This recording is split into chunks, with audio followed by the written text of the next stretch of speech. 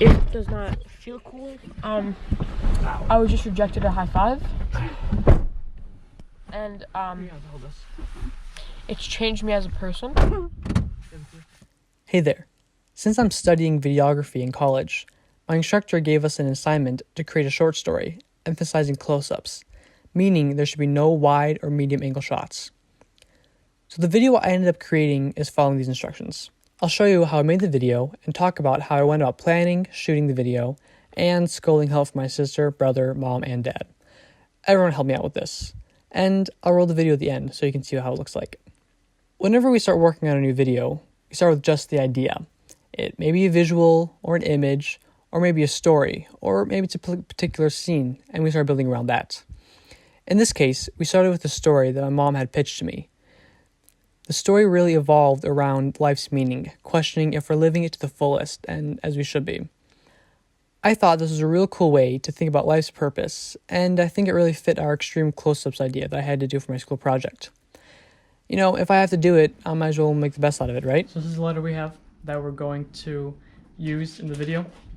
This is a letter that Mia's going to sit on the bench and kind of look like the letter that she's reading off. And this will be like used for the last shot. GoPro, stop. GoPro, stop.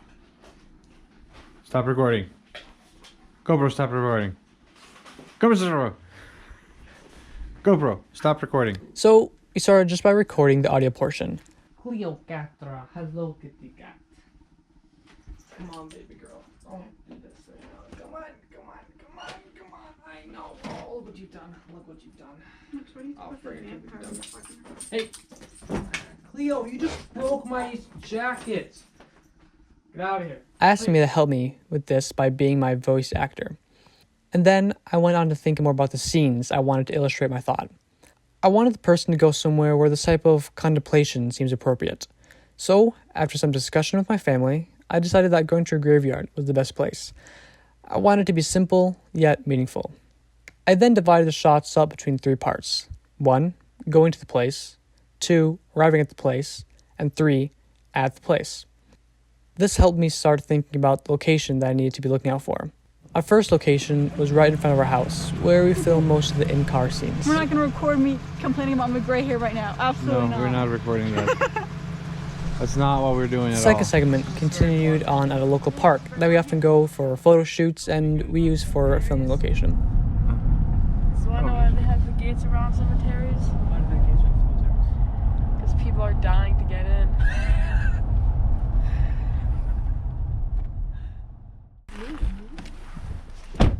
So the road I was thinking is like, you see where the bench is and it goes down? Yeah. But we could try here also. It fits perfectly. Just this straight away. And then it eventually like comes around to a bridge and then we'll cut right. I mean, did we bring the letter? Because I didn't.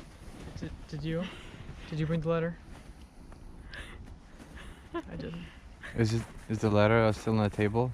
Yeah. Sealed? Let's go.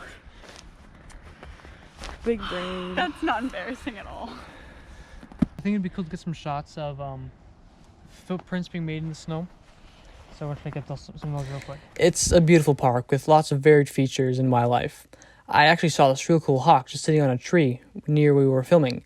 And you know, I just had to get a video of it and of course fit into the video. So what we need to do is we need to do a quick shot of Mia with the letter in her hand, and then a shot of Mia at the bridge with the letter, and then a shot with her putting the letter down on a bench and then walking off. Since I cannot use wide or medium angle shots, I figured I'd try to do a little cheat to get a little bit of a establishing shot.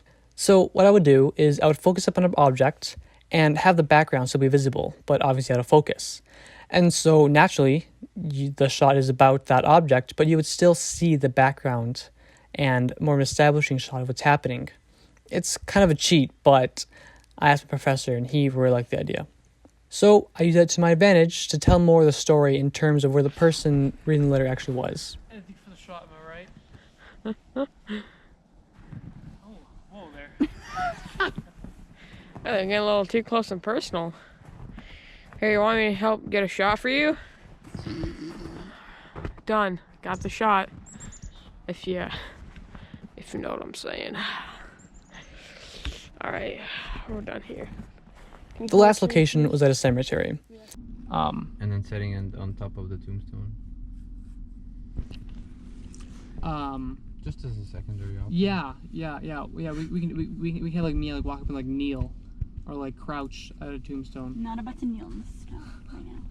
Okay, the crouch in a way that won't get you too cold and wet.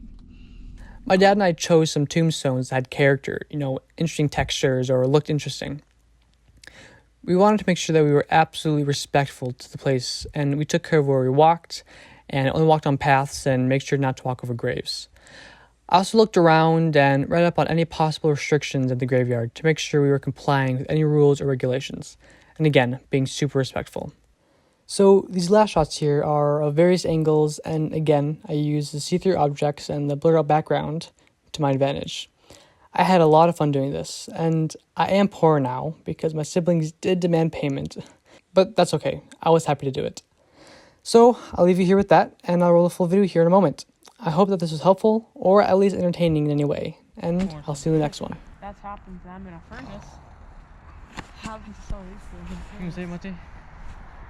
The what? You know what to say. You know what to say. You know what to say. You know what The to say. martini shot? Nope. No. You can do better than that. Come on. And that's all, folks? Nope.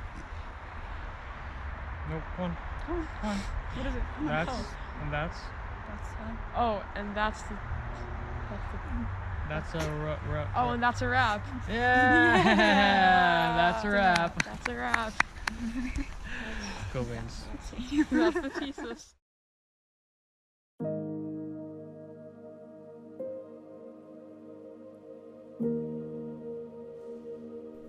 My life. What have I done with my life? What am I doing with my life? What will I do with my life? Good memories, good times, good friends, and a great family. I have lived life to the fullest. Have I? I've loved with all my heart. Have I? I've enjoyed it, and I'm thankful for every moment. But have I? I've cried with those who cry, and I've rejoiced with those who celebrate. Have I? Have the best life you can. Enjoy every moment. Live your life to the fullest. Live every day like it's your last. You know what they say, you only live once. But what will stay behind when I'm gone? Who will remember me? What will they remember of me? Or what will they remember me for? What will be my mark? What impact will I leave on those who stay behind? I want my existence to have a reason. I don't want to be just one more friend, or just one more person, or just one more member of the group, just one more human. I want to leave an impact on my friends, on my family, and those that I've just met. I want to make a difference. I want to help people change for the better. I want to share the joy, the peace, the hope that I have. But is it too late? Do I still have time? No, it's not too late. I will make every minute count, every experience count. I will use every opportunity to be better. Because someday, someone will ask who I was. And I hope that the people will smile and they'll say that I was the best that I could be. And that I was one of a kind.